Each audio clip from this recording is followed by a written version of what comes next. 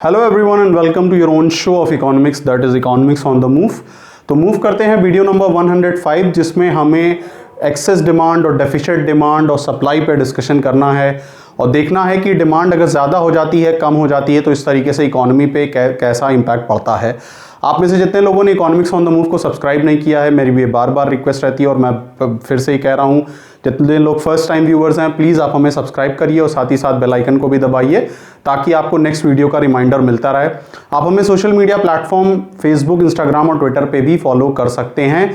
और last videos जो हमने बनाई हैं, हमने नेशनल इनकम पे काफ़ी डिटेल में डिस्कशन किया है। आप में से जितने लोग देख रहे हैं मुझको पता है कि ये क्वारंटाइन का टाइम चल रहा है, बेस्ट टाइम है, इसमें आप बहुत अच्छी पढ़ाई कर सकते हैं। साथ ही साथ हम अपने चैनल पे रेगुलरली कोरोना वायरस, उसके नेशनल और इंटरनेशनल इकोनॉमिक इम्पैक्ट पर डिस्कशन करते रहे हैं कि अर्थव्यवस्था यानी इकोनॉमिक्स पे कितनी ज़्यादा इम्पैक्ट पड़ेगी। तो उस वीडियोस को भी जाके आप देखिए। तो ये आज का लेक्चर हम 105 स्टार्ट करते हैं और देखते हैं कि आज हमें क्या डिस्कस।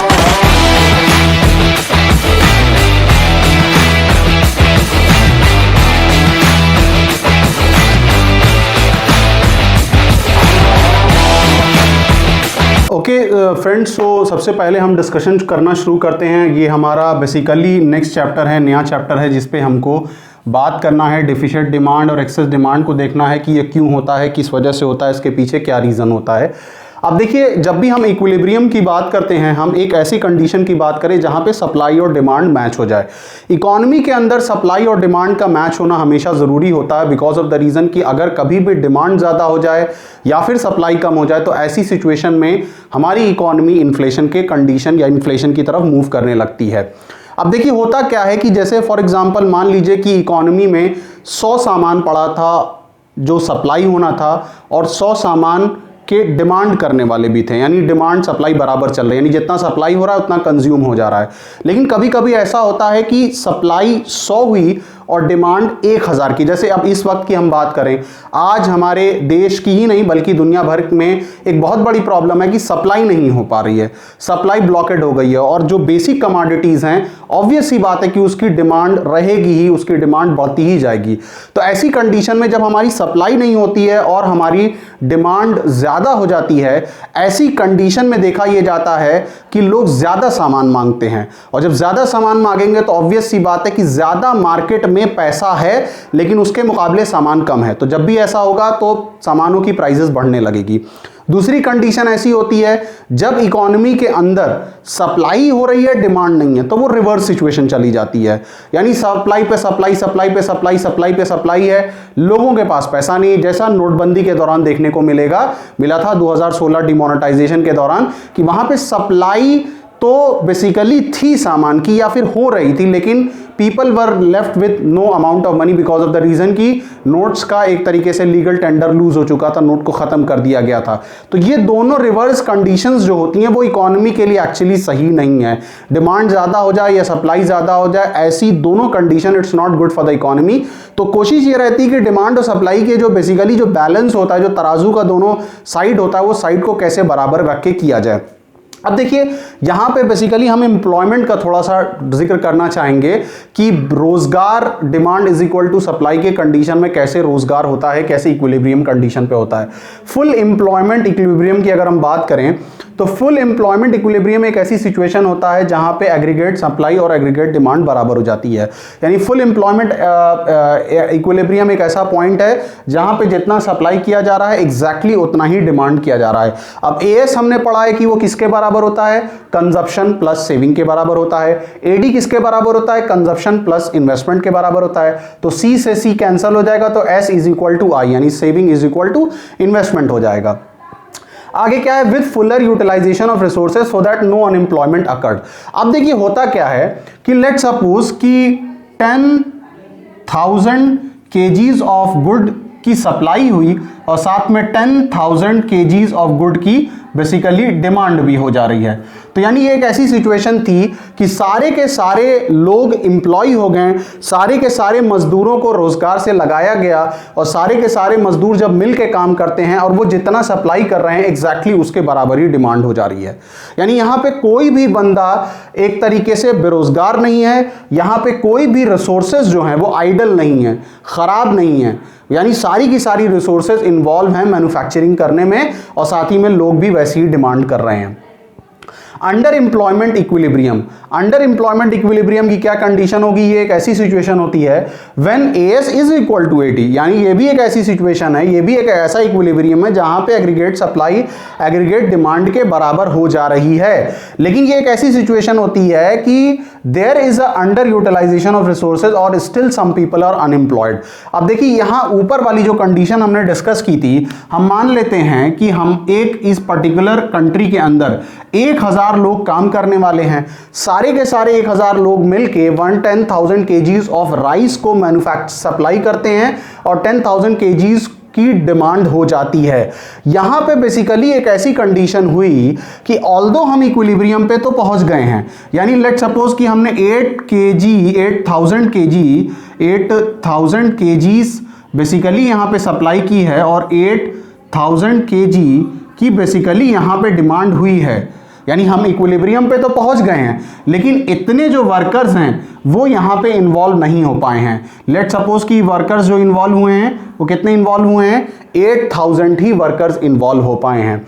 यानी अंडर एम्प्लॉयमेंट एक ऐसी इक्विलिब्रियम कंडीशन होती है जहां पे हम इक्विलिब्रियम पे तो पहुंच जाते हैं, लेकिन हम AS is equal to AD को बराबर तो कर पाते हैं, लेकिन ऐसी कंडीशन में बहुत सारी रिसोर्सेज जो हमारी रहती हैं वो आइडल रह जाती हैं। बहुत सारी रिसोर्सेज जो होती हैं उनका हम फुल यूटिलाइजेशन नहीं कर पाएंगे, या फिर हम ये कह सकते हैं बहुत सारे लोग जो हैं वो बेसिकली रोजगार से जुड़ नहीं पाते हैं। ओके, सो आगे बढ़ते हैं और देखते हैं बेसिकली आगे कि हमको क्या डिस्कशन करना है। वॉलेंट्री अनएम्प्लॉयमेंट और इनवॉलेंट्री अनएम्प्लॉयमेंट पर डिस्कशन करना है। वॉलेंट्री मतलब कोई काम जानबूझ के किया जा रहा हो, आप विलिंग हो उस काम करने के लिए। इनवॉलेंट्री मतलब आप उस काम को करने के लिए उतना विलिंग नहीं हो, उतना तैयार नहीं हो और आपके अंदर उतनी बेसिकली इच्छुकता नहीं उस चीज़ को लेके। Voluntary unemployment refers to that situation when people choose to remain unemployed even when jobs are available but they are not willing to work at the existing wage rate। अब देखिए वॉलेंट्री अनएम्प्लॉयमेंट बेसिकली एक ऐसी condition होती है जिसमें आप जानबूझ के बेरोजगार रहना चाहते हो। इट माइट बी पॉसिबल कि आपको काम नहीं करना है, मे बी जॉब आपके हिसाब से नहीं है, ऑल्दो एग्जिस्टिंग वेज रेट पे वो काम नहीं करते हैं। इसमें एक रीज़न ये भी है कि लोकेशन रीज़न हो सकता है, रीज़न ये भी हो सकता है कि आपको जॉब ना समझ में आ रही हो, रीज़न ये भी हो सकता है कि जो एग्जिस्टिंग वेज रेट हो उस पर आप वर्क ना करना चाहते हो। इनवॉलेंट्री अनएम्प्लॉयमेंट क्या होता है? Involuntary unemployment refers to that situation when some people are willing to work but they are not getting any job even at the existing wage rate. It is a situation. अच्छा, अब देखिए involuntary unemployment एक ऐसी condition होती है जिसमें आप काम तो करना चाहते हो लेकिन प्रॉब्लम ये है कि जॉब आपके पास अवेलेबल ही नहीं है। एक ऐसी कंडीशन होती है जिसमें मार्केट में जॉब अवेलेबल नहीं है, आप काम करना चाह रहे हो लेकिन जॉब अवेलेबल नहीं है और in fact you are ready to do the job at the existing wage rate, यानी जो वेज रेट चल रहा है उसी पे आप काम करने के लिए तैयार नहीं हो, लेकिन उस पर भी कोई जॉब अवेलेबल नहीं है। अब यहाँ पे एक इंपॉर्टेंट पॉइंट है कि it is a situation in which aggregate demand is not enough to make all the people to work. अब देखिए मसला ये है कि जब किसी कमोडिटी की डिमांड शुरू होती है, लोग डिमांड करना शुरू करते हैं तो उससे रिलेटेड प्रोडक्शन होता है। प्रोडक्शन जब होगा तो उससे रिलेटेड लोगों की ज़रूरत पड़ेगी, लेकिन मसला ये है कि जब लोग ही नहीं डिमांड करेंगे, जैसे फॉर एग्जांपल मान लीजिए ये टाइम जो चल रहा है, इस टाइम ऑब्वियस सी बात है कि कार की, मोबाइल की, इस टाइप की चीज़ों की लोगों को ज़रूरत नहीं है। लोगों को ज़रूरत है बेसिक चीज़ों की, और जब ऐसी चीज़ों की ज़रूरत नहीं है जो लग्जूरियस आइटम है और उनका जब प्रोडक्शन नहीं होगा तो वैसे लोगों को बेसिकली काम नहीं मिल पाएगा। यानी जब डिमांड नहीं है तो डिमांड ना होने की वजह से भी हम इनवॉलेंट्री अनएम्प्लॉयमेंट की कंडीशन देखते हैं। It is a situation in which aggregate demand is not enough to make the all people to work, यानी इतनी डिमांड ही नहीं है, फैक्ट्रियां इतनी रन ही नहीं कर रही है, इतना प्रोडक्शन ही नहीं है कि वो सारे लोगों को लगाया जाए वहां काम करने के लिए। Here the plant output is lower than the potential output, यानी आपने प्लांट तो किया है 1000 केजी का, लेकिन पोटेंशियल आउटपुट क्या है? 600-700 केजी की ही बेसिकली डिमांड हो रही है, तो वही आप सप्लाई कर पा रहे हो। तो ये तो था आपका वॉलेंट्री अनएम्प्लॉयमेंट और involuntary unemployment. Okay friends, so video number 105 के लास्ट कुछ टर्मिनोलॉजीज हैं एम्प्लॉयमेंट से रिलेटेड जिसकी तरफ हम इशारा करने वाले, डिस्कशन करने वाले हैं। फुल एम्प्लॉयमेंट आप समझ रहे होंगे कि बेसिकली ये एक ऐसी एम्प्लॉयमेंट सिचुएशन होती है जिसमें जितने लोग काम करना चाहते हैं सबको काम मिल जाता है। It refers to a situation when all those who are able to work, are willing to work, are getting work demand for labour is equal to supply for labour, यानी ये वो कंडीशन है जहां पे वो इतने लोग जो कि काम करना चाहते हैं उनको बेसिकली काम मिल जा रहा है, और यहाँ पे DL यानी demand for labour is equal to SL यानी सप्लाई ऑफ लेबर बराबर हो जाती है। फ्रिक्शनल अनएम्प्लॉयमेंट क्या है? Frictional unemployment is associated with changing of jobs in a dynamic economy. अब डायनामिक इकोनॉमी का मतलब होता है कि वो इकोनॉमी जिसमें चेंजेस आते रहते हैं, कुछ ना कुछ टाइम टू टाइम चेंजेस देखने को मिलते हैं, या फिर ये वो इकोनॉमीज़ होती हैं जो कंटिन्यूसली आगे की तरफ बढ़ रही हो, इंक्रीज़ हो रही हो, बहुत तरीके का इनोवेशन हो रहा हो और कंट्री बहुत तेज़ी से ऊपर की तरफ यानी अपवर्ड मूवमेंट, इकोनॉमिक मूवमेंट देखने को मिल रहा हो। तो frictional unemployment is associated with changing of job in a dynamic economy. It arises due to immobility of labour, short of labour opportunities of employment.